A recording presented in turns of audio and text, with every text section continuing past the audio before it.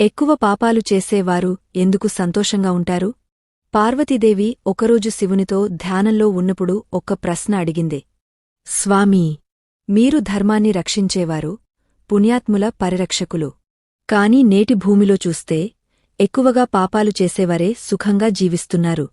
వాళ్లకి ధనం, పేరు, శరీరసుఖం అన్నీ ఉన్నాయి. కాని నిజాయితీగా ఉండే సద్గుణాలు కలవారికి మాత్రం కష్టాలే ఎదురవుతున్నాయి. ఇది ఎలా న్యాయం స్వామీ? ధర్మానికి ఇంత అన్యాయమెందుకు?